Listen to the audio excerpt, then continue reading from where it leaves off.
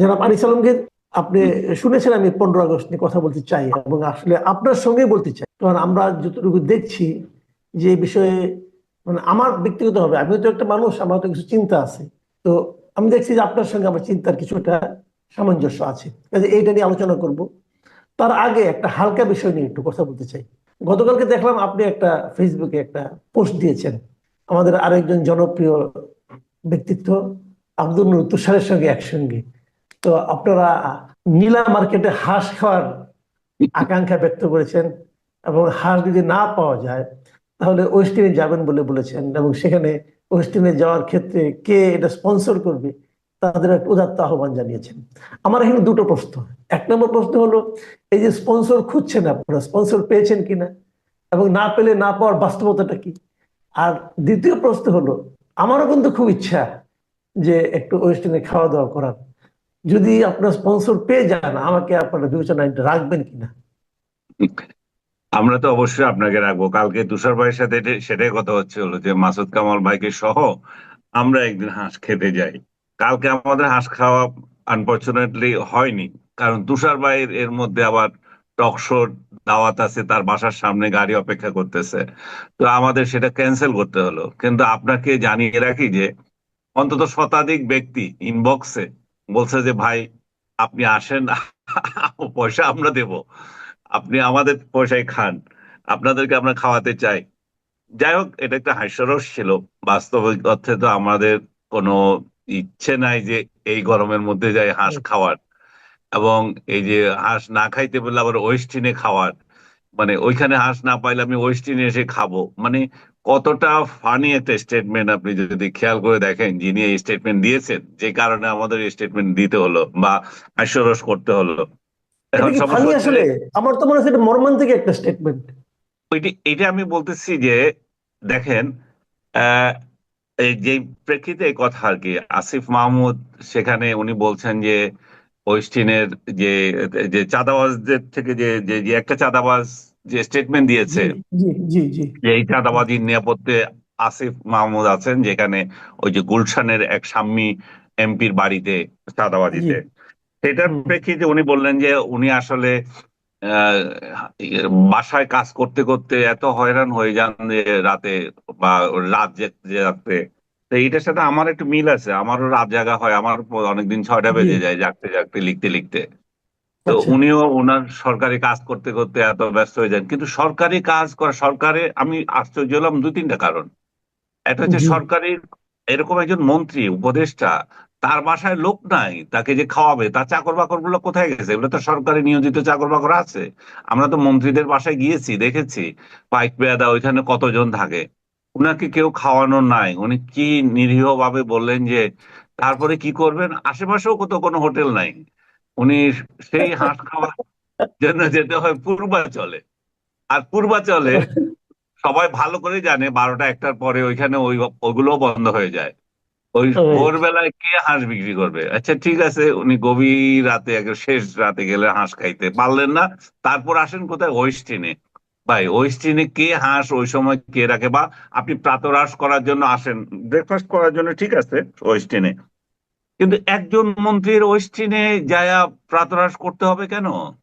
ওনার কোন এবং কোন সঙ্গে কিন্তু বন্ধু বান্ধব, বন্ধু বান্ধব নিয়ে যান কিন্তু। হ্যাঁ, কোন লাট বাহাদুর উনি যে ওনাকে ওইখানে গিয়ে ইয়ে করতে? উনি কত বেতন পান যে ওনার ওয়েস্টার্নে গিয়ে চা ইয়ে খাইতে হয়, তারপরে রাত গভীরে ওনার সব ওই পূর্বাচলে যেতে হয় যে হাঁস খাওয়ার জন্য? তো এবং উনি আসলে ওই দিন ওয়েস্টার্নে গিয়েছিলেন কিনা সেটা ওনার মনে পড়ছে না, ওনার স্মৃতিশক্তি এত দুর্বল। উনি বই লিখতে পেরেছেন 5 আগস্টে কি আগে কি কি করেছিলেন, কিন্তু এই কয়দিন আগে, 2 দিন আগের ঘটনা উনি মনেই করতে পারছেন না উনি ওই দিন ওয়েস্টার্নে গিয়েছেন কিনা। সো এই এই ধরনের, দেখেন, ছেলেটি বলবো না ভাইটি বলবো জানি না, যে রাজনীতিতে এসেছে, রাজনীতি তার পেশা যদি হয়ে থাকে, আমি তাকে দেখেছি। আমি আরো একদিন বলেছিলাম যে আমি জুলাইতে তার সাথে একটা টক শো করেছিলাম, যে গত হুম। জুলাইতে আর কি, মানে 24শে জুলাইতে। ইনফ্যাক্ট আমি একটা মাত্র টক শো করেছিলাম পুরো জুলাইতে। আপনারা যখন বিভিন্ন জন আপনাদেরকে ডেকে নিচ্ছিল, আমি তো হুম, হুম, দেখেছিলাম যে আপনাদের কি করছিল, আপনাকে বসিয়েছিল পাশে, হয়তো আওয়ামী লীগ মনে হয় আরেকজনকে বসিয়েছিল, দুইজনের ঝগড়া লাগাচ্ছিল। আমি তো খুব ভালো করেই জানি, আমি যদি যাই আমার সাথে কারে বসাবে, এবং সে একটা ফাউল কথা বলবে, তার পরিপ্রেক্ষিতে আমাকে একটা বলতে হবে, তারপরে ট্যাগ দিবে সে দেখো ছাত্র হত্যা সমর্থন করছে, শেখ হাসিনাকে সমর্থন হুম, করছে। হুম, তো এইগুলো হুম, অ্যাভয়েড করার জন্য পুরো জুলাইতে আমি কোনোদিনই কোনো টক শোতে যাইনি। এটা জি, কেউ দেখবে না যে আমি কোনো টক শোতে গেছি। একটা মাত্র টক শো জুলাই প্রথমার্ধে গিয়েছিলাম, সে মানে প্রথম সপ্তাহে, সেটা এই যে আসিফ মাহমুদ ছিল ছাত্র প্রতিনিধি হিসাবে, আমি ছিলাম, আর বিএসএস এর আরেকজন সাংবাদিক ছিল যে স্বাধীন, ওই যে মুক্তিযোদ্ধা সন্তান হিসাবে। তো সেখানে আমি বলেছিলাম যে এই কোটা আমি সমর্থন করি না। আমি সমর্থন করি মুক্তিযোদ্ধাদেরকে কোটা যদি দিতে হয়, ইন্ডিজিনিয়াস পিপলকে যদি কোটা দিতে হয়, সেটা শিক্ষায় দিতে হবে। শিক্ষায় কোটা দিয়ে তাদেরকে শিক্ষিত করতে হবে, তারপরে যা কিছু হোক। এইটাই একমাত্র আমার টকশো ছিল।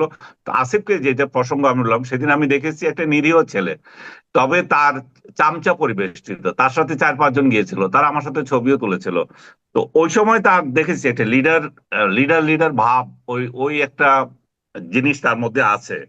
মানে লিডার লিডার ভাব বলতেছি, সে তো অবশ্যই লিডার, কিন্তু ওই যে আমি বলতে চাচ্ছি যে তথাকথিত যেই চেলা মানে চামড়া নিয়ে ঘোরা ট্রেডিশনাল ট্রেডিশনাল একটা ব্যাপার। ট্রেডিশনাল রাজনীতি, ওর ওর হুম, মধ্যে হুম, আমি ওটা দেখেছি। তো একজন এম্বিশন থাকতেই পারে রাজনীতি করার জন্য। এখনো দেখছি যে উনি বলছেন যে আমি তো এই সরকার ছেড়ে চলে আসব ইলেকশনের আগে আগে। তার মানে প্রমাণ হচ্ছে যে এরা, এই সরকার, এই যে তত্ত্বাবধায়ক সরকার, এরাই আবার ইলেকশন করবে। এদের মধ্যেই আছে এরকম কিছু লোক যারা যারা এই সরকারেও আছে, আবার এরা নিরপেক্ষতার ভান ধরে ইলেকশনও করবে। আপনি কালকে হুম। বোধহয় আরেকটা স্টেটমেন্ট দেখেছেন আরেকজন উপদেষ্টার, যে ফরহাদ মাজারের স্ত্রী বা বান্ধবী, যিনি আমি নামটা ভুলে গেছি ভদ্রমহিলার। ফরিদ আক্তার, হ্যাঁ, হ্যাঁ, ফরিদ ফরিদা আক্তার, আক্তার। ফরিদ আক্তার। হ্যাঁ, হুম। ফরিদা আক্তার আপা বলছেন যে যে আমেরিকা আমাদের কৃষিতে হস্তক্ষেপ করতে চাচ্ছে, এবং নন ডিসক্লোজার ট্রিটির যে বিষয়টা উনি বলছেন যে এভাবে যদি চলতে থাকে, উনি একটা সরকার বিরোধী একটা স্টেটমেন্ট দিয়েছেন। আমি দেখলাম যে আমাদের প্রেস সচিব শফিক সেটাকে আবার ডিনাই করছেন যে এটা সরকারের বক্তব্য না, এরকম না। তো রাষ্ট্রের মধ্যে দেখেন এরা এরা মানে যে যার মতো করে আচরণ করছেন। এই যে সিপিডির নেত্রী একজন বললেন যে এরা সব অ্যামেচার। রাইট। হ্যাঁ, হুম, বেসিক্যালি হুম। আসলে অ্যামেচার এরা সবগুলো এখানে। উনি খুব ভালো করে বলছেন যে ইন্টার্নি করতে গেছেন। এদের সমস্ত কার্যক্রম ইন্টার্নির মতো। এদেরকে বললে বলে যে আপনারা এদের সমালোচনা করছেন, গত একটা বছর এরা কি দিয়েছে জাতিকে। এই জন্যই বলছি যে তাদের সাথে কোনো ব্যক্তিগত শত্রুতা নাই। এই ডক্টর ইউনূসের সরকারের সাথে ব্যক্তিগত শত্রু নয়, আমি পার্সোনালি, উনি আমার দেশি ভাই, আমাদের বদ্দা। তো আমরা চাই যে উনি একটু ভালো কিছু করে যাক, কিন্তু সেটা যেহেতু হয়নি, তাহলে একটাই এখন উপায় হচ্ছে যে ওনার ওনার শান্তিপূর্ণভাবে একটা নির্বাচন দিয়ে চলে যাওয়া। আমি এবং আব্দুল তুষার, আহ ওনার যেদিন 6 মাস পূর্ণ হলো, সেই দিন একটা টকশো করেছিলাম যে আমরা 6 মাস কিছু বলি নাই। এই 6 মাস যে কিছু বলি নাই, আওয়ামী লেসপেন্সার বা এই যে কি জানি যেগুলো বলেন আপনারা, বা জঙ্গি আওয়ামী হুম। যেগুলো আছে, এরা আমাকে যে কি আক্রমণ করেছে। আমার ফেসবুকে ফ্রেন্ড দুজনকে আমার ব্লক করতে হয়েছে, একটা ইটালির একটা লন্ডনের, এবং বিশ্রী ভাষায় আমাকে গালাগালি করছে, তোকে তো শেখ হাসিনা ফ্লট দিয়েছে, দিয়েছে, তুই কেন শেখ হাসিনার বিরোধিতা করিস। আমি জিন্দিগিতে কোথায় শেখ হাসিনার প্লট সেটাও আমি খুঁজে পাইলাম না, শেখ হাসিনার সাথে জিন্দিগিতে কোথাও ভ্রমণেও গেলাম না কোথাও, যে ফ্লাইটে করে সে কত চামচাকে নিয়ে গেল, জিন্দিগিতে দাওয়াতও দেয় নাই, আমারও কোনো আগ্রহ নাই, শুধু শেখ হাসিনা নয়, আমি অন্য কোনো সরকারের কারোর সাথেও যাই নাই। তো এই এই ধরনের আক্রমণ তারা করেছে, 6 মাস কেন ইউনূসের সমালোচনা করি নাই। তো তুষার ভাইকে নিয়ে যেদিন 6 মাস পূর্ণ হলো, সেদিন আমি টকশোটা করেছিলাম যে এখন উনারকে আর দেওয়া যায় না, হানিমুন পিরিয়ড শেষ। তো এখন তো 1 বছর পূর্ণ হয়ে গেল, এখন কি 6 মাসের সমালোচনা করা শুরু করলাম, এখন 1 বছরে দেখি কোনো কিছুই চেঞ্জ নেই। তো একমাত্র আল্লাহ আল্লাহ করছি যে বর্তমান সময়টা পার করে উনি যাতে শান্তিপূর্ণভাবে জাতিকে একটা নির্বাচন উপহার দিতে পারেন, শান্তিপূর্ণ, এবং দেশটা একটা রোড ম্যাপে যাতে আমরা যাতে একটা হাইওয়েতে উঠি। এখন যেভাবে আমরা খাদে পড়ে আছি, খাদ থেকে যাতে আমরা উঠতে পারি। আপনি 15ই আগস্ট নিয়ে কথা বলতে চেয়েছিলেন, সময় জি, কম, আমি 15 আগস্ট, সেটা হ্যাঁ। নিয়ে। একটু, হ্যাঁ, আমি এটাই বলতে চাচ্ছি যে 15 আগস্টে একটু যদি কথা বলে, আমি প্রথমে বলেছিলাম যে এটা নিয়ে আসলে আগে এক ধরনের রাজনীতি হয়েছে। আপনাকে জোর করে শোক করানো হয়েছে, সবাইকে হুম, শোক করতে হবে, এদিন কারো জন্ম হতে পারবে না, কেউ জন্মদিন পালন করতে পারবে না। আবার হুম। এখন দেখছি যে আপনারা যদি কোনো কারণে এটাকে ব্যক্তিগত ভাবে মনে হয় যে এটা শোকের ব্যাপার, সেটা একটা অপরাধের পর্যায়ে ফেলে দেওয়া হয়েছে। তো এটা নিয়ে রাজনীতিটা কেন হচ্ছে, এবং এটা আপনি এটা কিভাবে দেখছেন আসলে 15 আগস্টকে? 15 আগস্ট নিয়ে যেটা হচ্ছে এখন সেটা একটা কুৎসিত কারবার। আপনি যদি দেখেন কোনো মৃত ব্যক্তির বাড়ির সামনে এসে ডিজে গান করা, সেটা কোনো সভ্যতার মধ্যে পড়ে? এবং যেদিন তার মৃত্যু দিবস সেদিন আমরা তার বাড়ির সামনে এসে ডিজে গান করব? চিন্তা করেন, আপনার বাবা মনে করেন ভালো কিছুই করে নাই, আহ, উনি সমাজের জন্য কোনো অবদানই রাখে নাই, এটা মনে করছে ও আপনাদের বিরুদ্ধ পক্ষ আইসা আপনাদের বাড়ির মৃত্যুর দিনে আপনার বাড়ির সামনে এসে ডিজে পার্টি করতেছে। তো যারা এগুলা করতেছে তারা যদি নিজেরা বুঝে যে তাদের বাড়ির সামনে তার বাবার মৃত্যুর দিন অন্যরা কেমন লিখলে কেমন লাগে। আর উনি একটা জাতির জন্য কাজ করে গেছেন, একটা রাষ্ট্রের স্রষ্টা। তো উনাকে যদি এভাবে অপমান করা হয়, আসলে আমরা জাতি হিসাবে কত নিম্ন স্তরের সেই জায়গায় আমরা নিজেরাই প্রমাণ দিচ্ছি। 32 নম্বর রাষ্ট্রীয়ভাবে শোক দিবস পালন আহ, বন্ধ করেছে। এক শুক্রবারে 75-এর একটা শুক্রবার উনি মারা গিয়েছিলেন, আজকে আর একটা শুক্রবার। তো এই শুক্রবারও রাষ্ট্র নির্ধারণ করেছে যে কোনো ছুটি থাকবে না বা রাষ্ট্রীয়ভাবে পালন হবে না। হইতেই পারে, রাষ্ট্র যখন যারা ক্ষমতা আসে তারা তো তাই করে।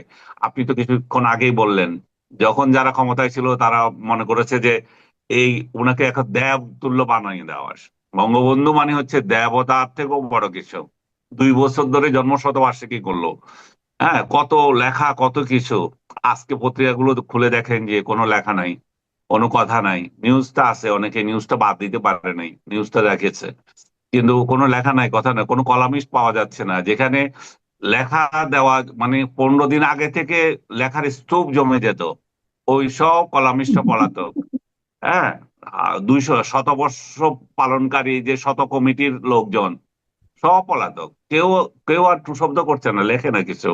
তো এইরকম পরিস্থিতি শেখ হাসিনা যেমন তৈরি করেছেন, আজকে আরেকটা পক্ষ এমন সব আচরণ করছে যেটা জাতি হিসাবে আমাদেরকে খুব মানে নিচে নামিয়ে দেয়। আরেকটা বিষয় লক্ষণীয় হচ্ছে যে এই 5 আগস্টের পরে থেকে আমরা যেটা দেখেছি, মুক্তিযুদ্ধকে আক্রমণ করা, বঙ্গবন্ধুকে আক্রমণ করা এবং আওয়ামী বিদ্বেষ, সে চ্যাম্পিয়ন হওয়া, এটা জি। প্রতিযোগিতা ছিল এনসিপি এবং জামায়াতের মধ্যে।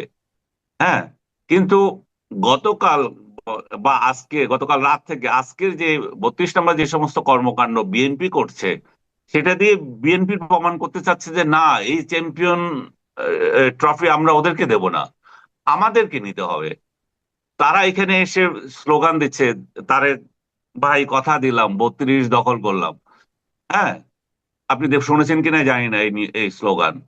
তারপরে সেখানে তারা কেক কাটবে, তারপরে সেখানে অন্য লোকরা আসলে তাদেরকে পিটাবে, পিটাচ্ছেও। যে এই যে সংস্কৃতি, বিএনপির মতো একটা রাজনৈতিক দল যারা সামনে আমরা আশা করছি যে রাষ্ট্র পরিচালনায় যাবে, তারা যদি এই সংস্কৃতি চালু রাখে, তাহলে এটার পরিণতি এই দেশের মধ্যে কি হবে আমি জানি না। আমি এগুলো নিয়ে বেশি কথা বলতে চাই না, কারণ এগুলো নিয়ে কথা বললেও বলবে যে যে দেখেন আপনি কিন্তু আমাদের বিরোধিতা করছেন। আমি কালচারের বিরোধিতা করছি, আপনাদের বিরোধিতা করছি না। বঙ্গবন্ধু মারা গিয়েছেন, বঙ্গবন্ধুকে জাতি মূল্যায়ন করছে, বঙ্গবন্ধু মানুষের হৃদয়ে আছে।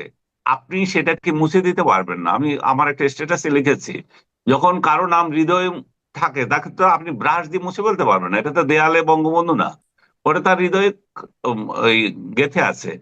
আপনারা নিজেরাই তো বঙ্গবন্ধুকে প্রাসঙ্গিক করে তুলেছেন। আমার ফেসবুকে বিএনপি জামাত সংশ্লিষ্ট বা বিএনপি মনা লোকজন, বিএনপি মনা না, বিএনপির লোকজনই আজকে সব কয়টাকে আমি দেখলাম বঙ্গবন্ধুকে নিয়ে স্ট্যাটাস দিয়েছে। অথচ আওয়ামী লীগের লোকজন কেউ দেয় নাই। আওয়ামী লীগের লোকজন 2-4 জন দেয় নাই, সেটা ঠিক বলবো না। আওয়ামী লীগের লোক যত দিচ্ছে বিএনপি তত দিচ্ছে। কেন দিচ্ছে? আওয়ামী লীগের লোকগুলো তাকে স্মরণ করছে, আর ওরা ওর চরিত্র হনন করছে।